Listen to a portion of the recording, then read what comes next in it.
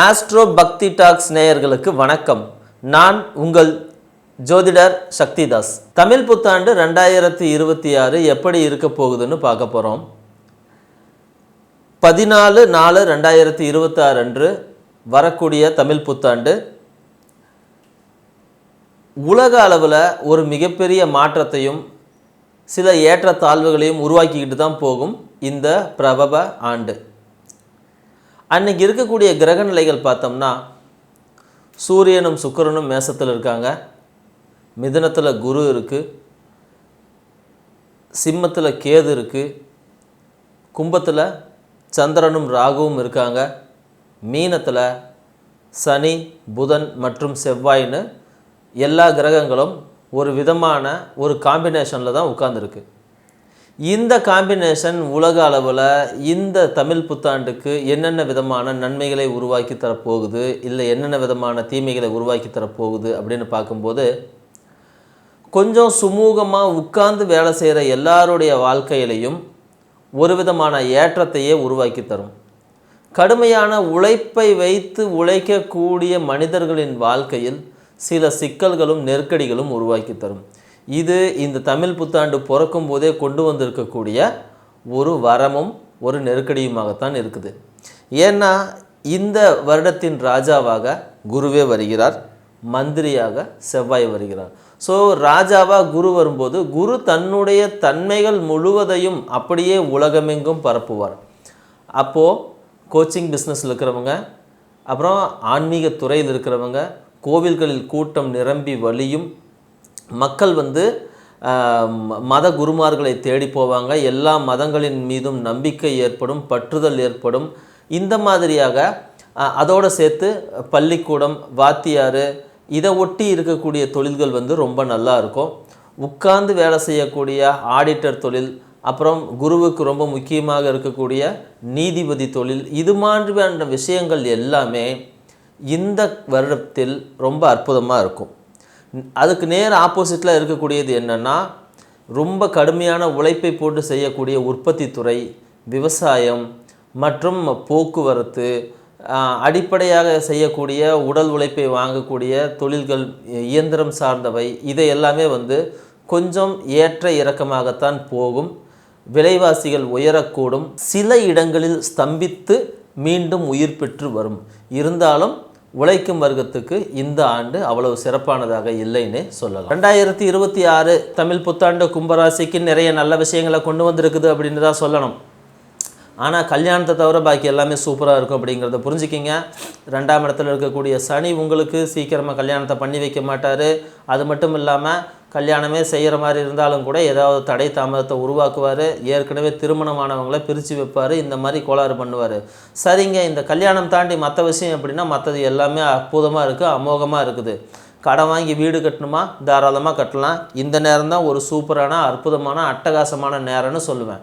அது மட்டும் இல்லாமல் நீங்கள் கடன் வாங்கி தொழில் விரிவுபடுத்துகிறீங்க அப்படின்னா, ஆமாம், நீங்கள் தாராளமாக செய்யலாம். காசு உடனே வருமானம் வராது, சிறுக சிறுக வரும். ஆனால் ஸ்டாண்டர்டாக வந்துக்கிட்டே இருக்கும்.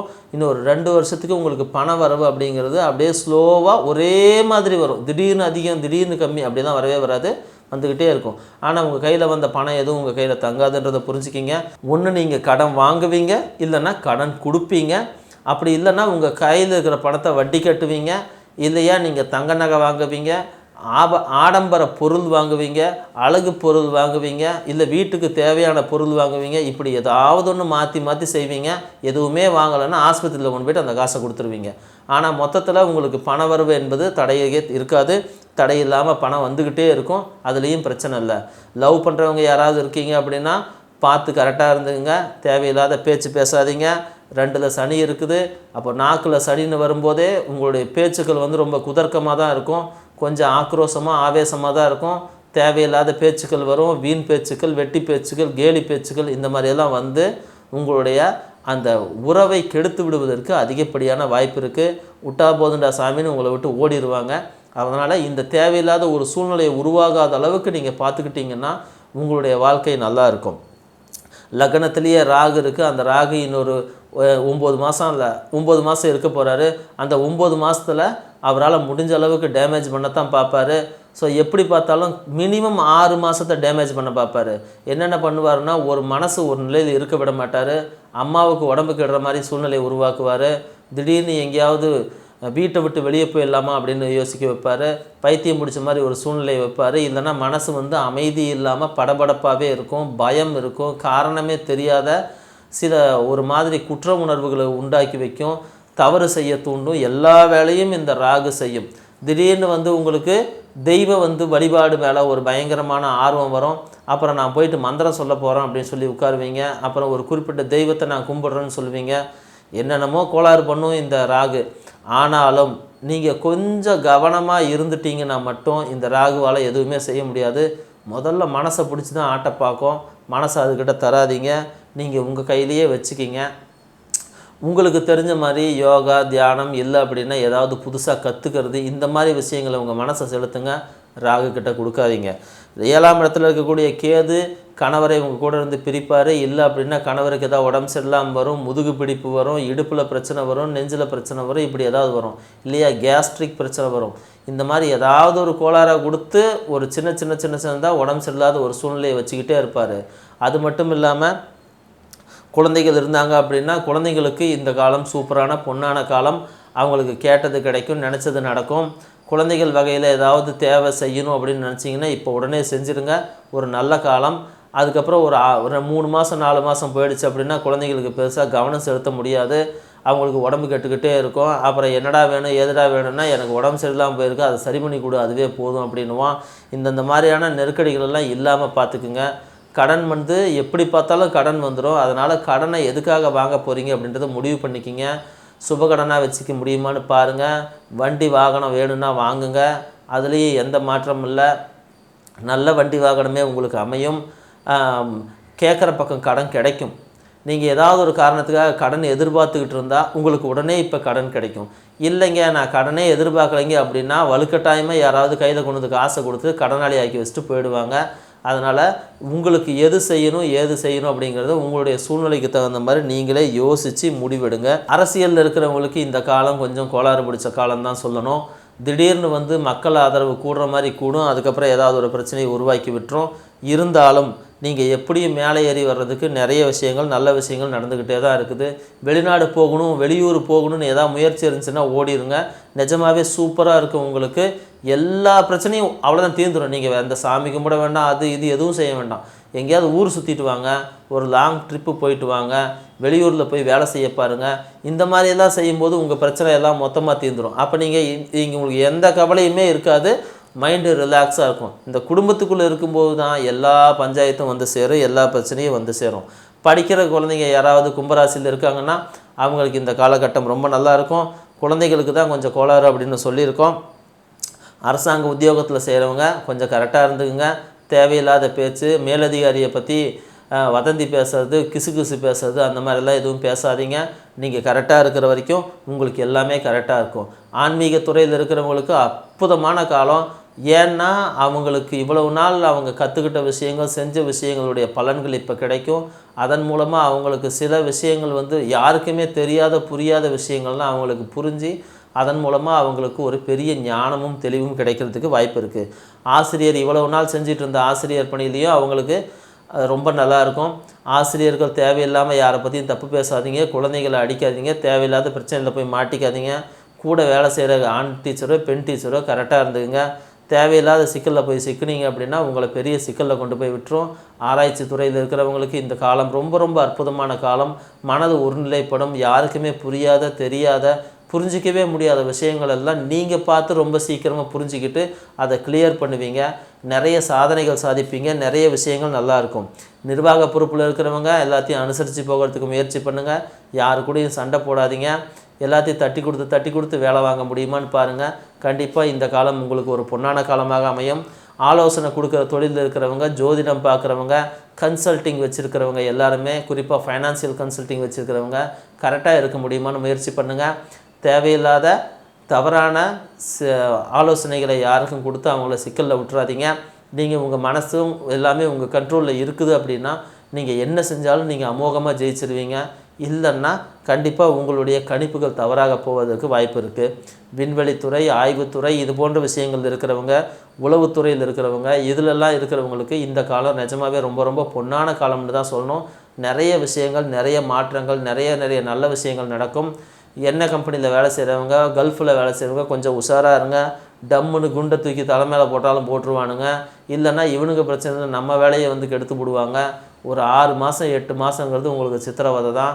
அதனால் கொஞ்சம் கவனமாக இருங்க. இருக்கிற இடத்த விட்டு இப்போ இடம் மாறணும்னு நினச்சிங்கன்னா தயவு செஞ்சு மாறிடுங்க.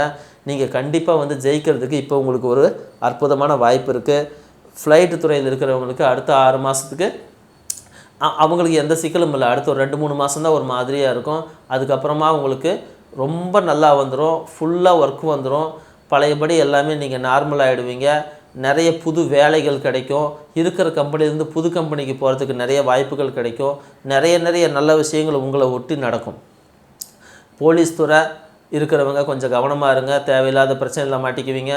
தீயணைப்பு துறையும் சரி, சிறைத்துறையும் சரி, கொஞ்சம் கவனமாக இருங்க.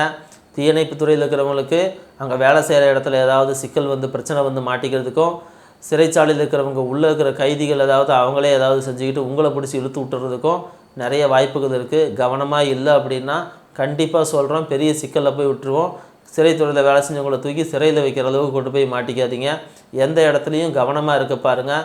2ஆம் இடத்து சனி குடும்பத்தை பிரித்து வைக்கிறது மட்டும் இல்லாமல் லக்னத்தில் இருக்கிற ராகு உங்களை எப்படியோ சிந்திக்க வைக்கும். சிந்தனைகள் உங்கள் கைக்குள்ளேயே இருக்காது.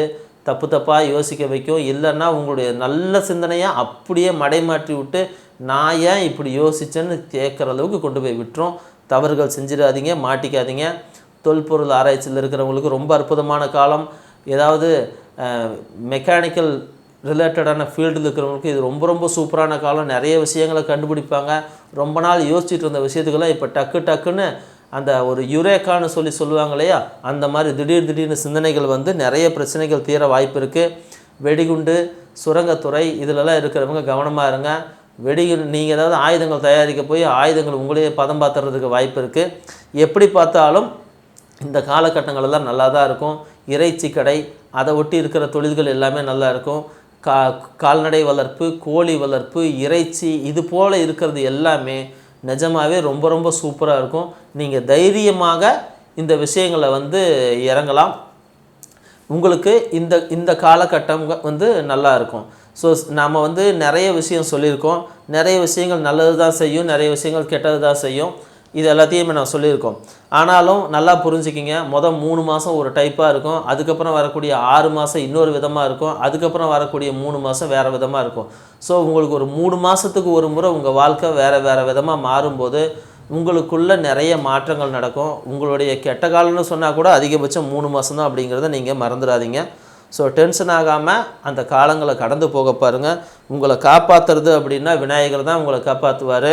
குறிப்பாக வளர்பிறை ஏகாதசி திதியும் பரணி நட்சத்திரமும் கூடிய நாளில் எங்கேயோ இருக்கிற ஒரு விநாயகரை பிடிச்சிக்கிங்க. அது உங்கள் பக்கத்திலே இருந்தாலும் சரி, இல்லை தூரத்தில் இருந்தாலும் சரி, உங்களுக்கு எங்கே பிரியப்பட்ட விநாயகர் இருக்காரோ அவரை பிடிச்சி சாமி கும்பிட்டு வாங்க. அவருக்கு ஒரு அருகம்புல் மாலை சாத்துங்க, அவருக்கு ஒரு வெள்ளருக்கு மாலை சாத்துங்க. இல்லை அப்படின்னா அந்த கோயில் பெரிய கோயிலாக இருந்தால் போயிட்டு ஒரு 4-5 மணி நேரம் அந்த கோயிலே உட்கார்ந்துருங்க. அந்த விநாயகருக்கு ஒரு எண்ணெய் காப்பு சேர்த்த முடியுமா அப்படின்னு பாருங்கள். இதெல்லாம் செய்யும்போது உங்கள் பிரச்சனைகள் தீர்ந்து, இல்லைன்னா குறைஞ்சபட்சம் உங்கள் பிரச்சனைகள்லாம் கண்ட்ரோலுக்குள்ளே வந்து உங்களுடைய அந்த கெட்ட காலத்தை நீங்கள் மாற்றிக்கிறதுக்கும், நல்ல காலங்கள் இன்னும் அற்புதமான நல்ல காலங்களாக மாறுறதுக்கும் உதவியாக இருக்கும். உங்களுக்கு இந்த சேனல் பிடிச்சிருந்தா சப்ஸ்கிரைப் பண்ணுங்கள், லைக் பண்ணுங்கள், ஷேர் பண்ணுங்கள், உங்களுடைய கருத்துக்களை கமெண்ட் பண்ணுங்கள். மீனராசிக்கு இந்த 2026 தமிழ் புத்தாண்டு நிறைய நற்பலங்களை தரப்போகுது. உங்கள் ராசிக்கு ஆல்ரெடி 4ஆம் இடத்துல இருக்கக்கூடிய குரு நிறைய சிக்கல்களையும் சில நேரங்களில் வந்து சுகமில்லாமல் இருக்கக்கூடிய ஒரு சூழ்நிலையும் உருவாக்கி கொடுத்துருப்பாரு. திடீர்னு அம்மாவுக்கு ஒரு சிக்கலை உருவாக்கி கொடுத்துருப்பாரு. சகோதரன் வகையில் சில சிக்கல்களை உருவாக்கி கொடுத்துருப்பாரு. இருந்தாலும் இப்போ இந்த குரு வந்து இன்னும் ஒரு 3 மாதத்தில் மாற போகிறாரு. அதை ஒட்டி உங்களுக்கு நிறைய நல்ல விஷயங்கள் நடக்க போகுது. குடும்பத்தில் கல்யாணம் நடக்கும், குடும்பத்தில் குழந்தை பிறக்கும். அங்கே உங்கள் தம்பி குடும்பத்தில் ஏதாவது சிக்கல்கள் இருக்குது அப்படின்னா அங்கேருந்து அந்த மாற்றங்கள் உருவாகும். அவங்களுக்கும் சில நிம்மதிகளும் நன்மைகளும் நடக்க தொடங்கும். உங்கள் ராசிக்கு 5ஆம் இடத்துல இருக்கக்கூடிய கேது நிறைய சிக்கல்கள் அப்படின்னு சொன்னால் உடல் நோய்களை தான் தொடர்ந்து மாற்றி கொடுத்துக்கிட்டே இருப்பார். அது முதுகு பிரச்சனை, வயிறு பிரச்சனை, அப்புறம் உட்கார்ற இடத்துல பிரச்சனை, இந்த மாதிரி சிக்கல்களை மாற்றி மாற்றி கொடுப்பாரு. இருந்தாலும் அதுவும் இப்போ மாறக்கூடிய நேரம் வருமா அப்படின்னா அதுக்கு இன்னும் ஒரு 8 மாதம் 9 மாதம் டைம் இருக்குது அப்படிங்கிறத மறந்துடாதீங்க. அது மட்டும் இல்லாமல் உங்களுடைய ராசிக்கு 12ஆம் இடத்துல இருக்கக்கூடிய ராகு காலில் அடிப்படை வைப்பார். அதையும் கொஞ்சம் கவனமாக பார்த்துக்குங்க. சில நேரங்களில் உங்கள் மனசு திருப்தி இல்லாமல் நிம்மதி இல்லாமல் கொஞ்சம் ஒரு மாதிரி தடுமாற்றம் இருக்கும். 7.5 சனி வேறு போய்கிட்டு இருக்குது. 7.5 சனியோட தாக்கம் இப்போ ஜென்ம சனியாக மாறி உங்கள் மேலே ஏறி நின்றுக்கிட்டு இருக்குது. நிறைய விஷயங்கள் பயணங்கள் போகும். உணவு சம்மந்தப்பட்ட விஷயங்களில் கவனம் தோணும். இல்லைன்னா சாப்பாடு கொஞ்சம் கிடைக்கிறதுல வந்து சரியான முறையான நேரத்தில் சாப்பிட முடியாது. இல்லைன்னா சரியான முறையான உணவு உங்களுக்கு கிடைக்காமல் போகவும் வாய்ப்பு இருக்குது.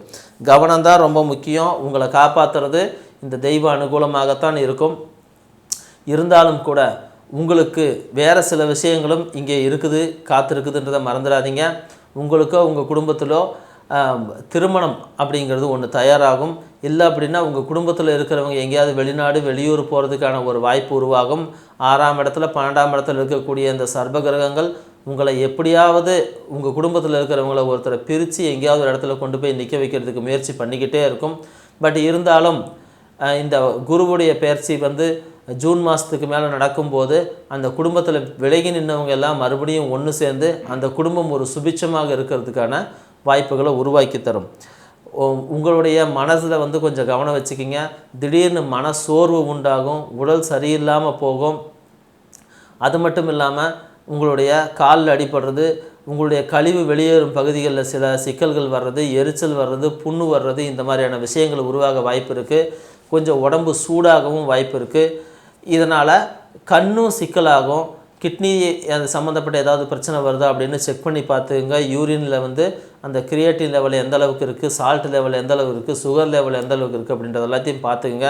பார்த்துக்கிறதன் மூலமாக உங்களுடைய பிரச்சனைகள் நிறைய விஷயங்களை நீங்கள் தீர்த்துக்கலாம். மீனராசியை சேர்ந்த அரசியலில் இருக்கக்கூடியவங்க, அரசியலை சுற்றி இருக்கக்கூடியவங்க யாராவது இருந்தாங்கன்னா அவங்களுக்கு இந்த காலம் ரொம்ப ரொம்ப பொன்னான காலம். ஜனவசியம் அதிகமாக ஏற்படக்கூடிய காலம். அவங்க இந்த தேர்தல் இல்லைன்னா வேறு ஏதாவது ஒரு விஷயங்களில் சேர்ந்து நின்னாங்கன்னா அவங்க ஜெயிப்பாங்க. தேர்தலில் தான் அப்படின்றதில்ல, தேர்தலில் வந்து அந்த தேர்தலை ஒட்டி வேலை செய்கிறவங்க, தேர்தல் சமயத்தில் ஒரு முக்கியமானவங்க அவங்க எல்லா ஊருக்கு வரமாட்டாங்கன்னாலும் அந்தந்த லோக்கலில் இருக்கிறவங்க யாராவது வேலை செய்யணும், அவங்க ஜெயிப்பாங்க, அவங்க முக்கியமாக வேலை செஞ்சுருக்காங்க, நல்லா வேலை செஞ்சுருக்காங்க அப்படின்னு ஒரு பேர் வரும் இல்லைங்களா. அது வந்து ஜனவசியத்தின் மூலமாக ஏற்படுவது.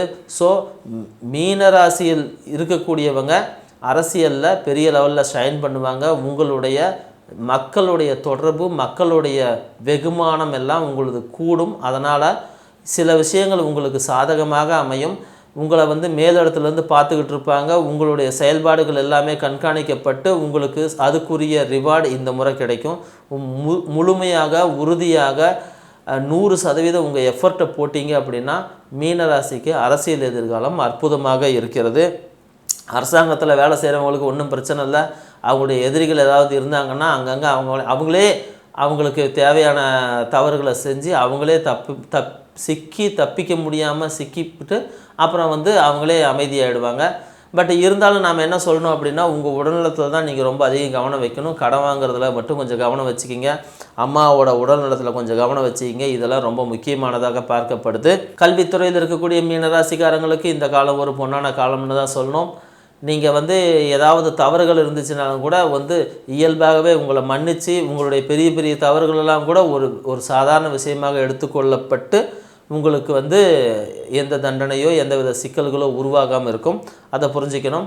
ஆன்மீகத்தில் இருக்கிறவங்களுக்கு ரொம்ப அற்புதமான காலம், மிக முன்னேற்றமான காலம். உங்களுடைய அறிவு, ஆலோசனை மற்றும் உங்களுடைய இன்ஃப்ளூயன்ஸ் எல்லாத்தையும் எல்லாருமே எதிர்பார்ப்பாங்க. நிறைய விஷயங்கள் கோவில்களுக்கு செஞ்சுக்கிட்டே வருவீங்க. ஆன்மீகத்தில் இருக்கிறவங்க, ஆன்மீக திருப்பணி செய்கிறவங்க, கோயிலில் வேலை செய்கிறவங்க, அது மட்டும் இல்லாமல் கோயில் பஜனையில் இருக்கிறவங்க, புரோகிதம் பண்ணுறவங்க, இந்த மாதிரி இருக்கக்கூடிய மீனராசிக்காரங்களுக்கு எல்லாமே இந்த காலம் ஒரு பொன்னான காலம். வேலை அதிகமாக இருக்கும், ஆனால் அதனுடைய விளைவுகளும் ரொம்ப வந்து பாசிட்டிவாக இருக்கும். நிறைய வந்து நீங்கள் ஜெயிக்கிறதுக்கு தான் இந்த முறை வாய்ப்பு கொடுத்துருக்குது. மருத்துவத்துறையில் இருக்கிறவங்களுக்கு இது ஒரு சூப்பரான காலம்னா சொல்லணும். அவங்க எந்த ரிஸ்க்கான ஆப்ரேஷனோ எந்த ரிஸ்க்கான வைத்தியத்தை எடுத்தாலும் கூட அவங்க ஜெயிச்சிருவாங்க. அந்தளவுக்கு கிரக நிலைகள் அவங்களுக்கு சப்போர்ட்டிவாக இருக்குது. ரொம்ப கிரிட்டிக்கலான விஷயத்தை கூட ரொம்ப பொறுமையாக அமைதியாக நின்று செய்து முடிக்கிற அளவுக்கு அவங்களுக்கு ஒரு நல்லதொரு வாய்ப்பு உருவாகும். அது மட்டும் இல்லை, ஒரு இடத்துலேருந்து இன்னொரு இடத்துக்கு வந்து மெசேஜ் டெலிவரி பண்ணுறவங்க, கொரியரில் வேலை செய்கிறவங்க, போஸ்ட் ஆஃபீஸ் வேலை செய்கிறவங்க, இவங்களுக்கெல்லாம் இது ஒரு பொன்னான காலம் அப்படின்னா மறந்துடக்கூடாது. உணவுத்துறையில் இருக்கிறவங்களுக்கு இது ஒரு சூப்பரான காலம். அப்புறம் பேங்க்கில் வேலை செய்கிறவங்க, ஃபினான்ஸில் வேலை செய்கிறவங்க, இன்சூரன்ஸில் வேலை செய்கிறவங்க எல்லாத்துக்குமே ரொம்ப நல்லாயிருக்கும். இந்த பணம் வசூல் பண்ணுறவங்க கொஞ்சம் அடித்தடி பிரச்சனை, அது இது தேவையில்லாத பேசுகிறது, அந்த மாதிரியான விஷயங்கள் தேவையில்லாதது செய்யாதீங்க. அப்படியே நீங்கள் செஞ்சாலும் நீங்கள் காப்பாற்றப்படுவீங்க. அதனால் நீங்கள் ஒன்றும் வருத்தப்பட தேவையில்லை. எங்கேயாவது வேலை மாற்றணும்னு நினச்சிங்கன்னா வேலை மாற்றிக்கலாம், வெளியூருக்கு ட்ரான்ஸ்ஃபர் வேணும்னா வெளியே வாங்கிக்கலாம். இது எல்லாமே இப்போ உடனடியாக நடக்கும். மீனராசிக்காரங்க வெளிநாடு எங்கேயாவது போகணும்னு ஆசைப்பட்டாங்கன்னா அவங்களுக்கு இந்த காலம் ரொம்ப சூப்பரான காலம். முயற்சி மட்டும் செஞ்சால் போதும், டக்குன்னு வேலைகள் நடக்கும். அது மட்டும் இல்லாமல் இந்த மீன் பிடிக்கிறவங்க, கப்பல் ஓட்டுறவங்க, போட்டு ஓட்டுறவங்க, இவங்களுக்கு எல்லாத்துக்குமே ரொம்ப அற்புதமாக இருக்கும். ஒரு 2-3 விஷயம் மட்டும் செய்யக்கூடாதுன்னு சொல்லுவேன். அதில் ரொம்ப முக்கியமானது என்னென்னா, இந்த தேவையில்லாத விஷயங்களில் கடத்தல், அப்புறம் வந்து எல்லை தாண்டி போகிறது, இல்லைனா வந்து இந்த சண்டை போட்டுக்கிறது, இந்த மாதிரியான விஷயங்களை கொஞ்சம் தவிர்த்தீங்க அப்படின்னாலே போதுமானது. உங்களுக்கு பாக்கி எல்லாமே சூப்பராக இருக்கும். இந்த மீன ராசியில் உட்கார்ந்துருக்கக்கூடிய சனி வந்து கடல் சார்ந்து இருக்கக்கூடிய பகுதிகளில் நிறைய நல்ல விஷயங்கள் செய்வார். அதே நேரத்தில் அங்கே இருக்கிற மக்களுக்கு சில கோளாறான சிந்தையும் உருவாக்கி தான் கொடுப்பாரு. அந்த சிந்தனையிலிருந்து வரக்கூடிய தேவையில்லாத பக்கம் போயிட்டீங்க அப்படின்னா அப்புறம் சிக்கிக்குவீங்கன்றதை மறந்துடாதீங்க. நேவியில் வேலை செய்கிறதுக்கு யாராவது அப்ளிகேஷன் ரெடி பண்ணி வச்சுருந்தீங்க அப்படின்னா தாராளமாக செய்யலாம். மீனராசிக்காரங்க நேவியில் இந்த முறை போகலாம், கடல் கடந்து போகலாம், கடலில் போகலாம். ஸோ கடலை ஒட்டி கடல் மீன்கள் வாங்குறது, முத்துக்கள் வாங்குறது, சங்குகள் வாங்கி விற்கிறது, இந்த மாதிரியான தொழில்கள் சூப்பராக போகும். அது மட்டும் இல்லாமல் போட்டு செய்கிறவங்க அவங்களுடைய தொழில் நல்லாயிருக்கும், வலை பின்றவங்களுடைய தொழில் நல்லாயிருக்கும். அது மட்டும் இல்லாமல் கடலுக்குள்ளே வந்து ஆராய்ச்சி பண்ணுறவங்க, இந்த மீன் வளர்ப்பு அந்த மாதிரி செய்கிறவங்க, கடல் சம்பந்தமான அதிகாரிகள், இப்படி இருக்கிறவங்க எல்லாருக்குமே வந்து இந்த காலம் ஒரு பொன்னான காலம்னு தான் சொல்லணும். மீனராசியில் பிறந்திருந்தீங்கன்னா உங்களுக்கு இந்த காலம் ரொம்ப பொன்னான காலம். வேறு ஏதாவது ராசிகள் இருந்தீங்கன்னா இது ஒரு மண்ணான காலம்ன்றதை நீங்கள் மறந்துடாதீங்க. கோயில் வேலைகள், கோயில் கட்டுறவங்க, அது மட்டும் இல்லாமல் கோவில்களில் வந்து சிற்ப வேலை செய்கிறவங்க, பெயிண்ட் அடிக்கிறவங்க, கோயிலுக்கு வந்து ஸ்தபதிகளாக சிற்பம் செஞ்சு கொடுக்குறவங்க, அதுக்கு பூஜை பண்ணுறவங்க, இப்படி கோயிலை ஒட்டி போகக்கூடிய எல்லா இடத்துலையுமே ஒரு மிகப்பெரிய நன்மைகள் இருக்குது. அதன் மூலமாக உங்களுக்கு ஒரு பெரிய லாபமும் இருக்குது அப்படிங்கிறதையும் புரிஞ்சுக்கணும். எந்தவித மதத்தை சேர்ந்தவங்களாக இருந்தாலும் அந்த மதத்தை சேர்ந்த போதகர்கள், அந்த மத தலைவர்கள், இவர்களுக்கு எல்லாமே வந்து இந்த காலகட்டம் கொஞ்சம் சரியில்லைன்னு தான் சொல்லணும். தேவையில்லாத பிரச்சனையில் போய் மாட்டிக்காதீங்க, பெண்கள் விஷயத்தில் மாட்டிக்காதீங்க, தேவையில்லாமல் வாய் விட்டு மாட்டிக்காதீங்க, வார்த்தைகளில் கவனமாக இருங்க. அப்புறம் வந்து ஈரானில் அந்த தலைவர் மேலே குண்டு போட்ட மாதிரியே உங்களுக்கும் வந்து ஏதாவது ஒரு சிக்கல் வந்து சேர்ந்துக்கும். மீனராசியில் பிறந்த மத போதகர்கள், மத ஆலோசகர்கள், மத சடங்கு செய்கிறவங்க, மதத்தில் தீவிரமாக இருக்கிறவங்க எல்லாருமே கொஞ்சம் கவனமாக இருக்கிறது ரொம்ப ரொம்ப முக்கியமான விஷயம் அப்படின்னு சொல்லிக்கிறோம். சேறு நிறைஞ்ச இடங்களில் கொஞ்சம் கவனமாக இருங்க, உப்பளங்களில் கொஞ்சம் கவனமாக இருங்க. இதெல்லாம் வந்து நீங்கள் ஏதாவது சிக்கலில் போய் மாட்டிக்கிறது. துறைமுகம் சார்ந்த பகுதிகள்லேயும் வந்து கொஞ்சம் கவனமாக இருங்கன்னு கேட்டுக்கிறோம். எங்கேயாவது உங்களுடைய கால் அடிபடுறதுக்கு, பாதம் அடிபடுறதுக்கு, கால் உடையிறதுக்கு இந்த மாதிரி தான் வந்து சிக்கல் வந்து சேரும். இருந்தாலும் நீங்கள் எப்படியும் காப்பாற்றப்படுவீர்கள் அப்படிங்கிறதுல வந்து எந்த சந்தேகமும் கிடையாது. அப்படி இப்படின்னாலும் கூட இந்த வருஷம் 2026 முடிகிற வரைக்கும் மீனராசிக்காரர்கள் எவ்வளோ பெரிய தப்பு செஞ்சாலும் காப்பாற்றப்பட்டு கொண்டே தான் வருவார்கள். அதன் பிறகு வரக்கூடிய காலங்கள் வேணுமானாலும் உங்களுக்கு கொஞ்சம் நெருக்கடியை தரலாம். ஆனால் முதல் 9 மாதங்கள் உங்களுக்கானது என்ன வேணாலும் நீங்கள் செய்யலாம். நீங்கள் எல்லாத்தையுமே ஜெயிச்சுட்டு வருவீங்க. இருந்தாலும் உங்களுடைய வாழ்க்கையில் வேறு ஏதாவது சிக்கல் வருது, இல்லை உங்களுடைய முன்னேற்றத்தில் எங்கேயாவது சிக்கல் வருது அப்படின்னா அதுக்கு ஒரு தெய்வ வழிபாடு சொல்கிறேன், பரிகாரம் சொல்கிறேன், அதை கேட்டுக்குங்க. ஒரு குறிப்பிட்ட நாளில், ஒரு குறிப்பிட்ட நட்சத்திரத்தில் நீங்கள் கோயிலில் போயிட்டு ஒரு பரிகாரமோ இல்லை வந்து ஒரு வழிபாடோ செஞ்சுட்டு வரும்போது உங்களுடைய பிரச்சனைகள் தீரும்ன்றதை புரிஞ்சுக்கிங்க. அந்த நாள் என்னென்னா, பௌர்ணமி முடிஞ்சு 3வது நாளாக வரக்கூடிய துதிதியை, அதாவது பௌர்ணமிக்கு 2வது நாளாக வரக்கூடிய துதியை திதியும் சதய நட்சத்திரமும் ஒன்று சேர்ந்த காலத்தில் நீங்கள் எங்கே ஒரு சிவன் கோயிலுக்கு போயிட்டு ஒரு பால் அபிஷேகம், தயிர் அபிஷேகம், தேன் அபிஷேகம் அப்படின்னு சொல்லிட்டு நிறைய அபிஷேகங்களை வச்சு சாமி கும்பிட்டு வர உங்களுக்கு பிரச்சனை தரும். ரொம்ப முக்கியம், நான் குறிப்பிட்ட நாளும் குறிப்பிட்ட நட்சத்திரமும் ஒன்று சேர்ந்து வரக்கூடிய அந்த நாளில் செய்யும்போது உங்களுடைய பிரச்சனை ஒரே நாளில் அந்த பூஜை முடியறதுக்குள்ளேயே கூட பெரிய அளவில் தீர்ந்துடும். ஒரு 70-75% 90% பிரச்சனை தீர்ந்து நீங்கள் வந்து மொத்தமாக காப்பாற்றப்படுவதற்கே ஒரு அற்புதமான காலமாக அமையும் அப்படிங்கிறத சொல்லிக்கிறோம். உங்களுக்கு இந்த வீடியோ பிடிச்சிருக்குது அப்படின்னா சப்ஸ்கிரைப் பண்ணுங்கள், ஷேர் பண்ணுங்கள், லைக் பண்ணுங்கள், உங்களுடைய கமெண்ட்டை கமெண்ட் பாக்ஸில் போடுங்க.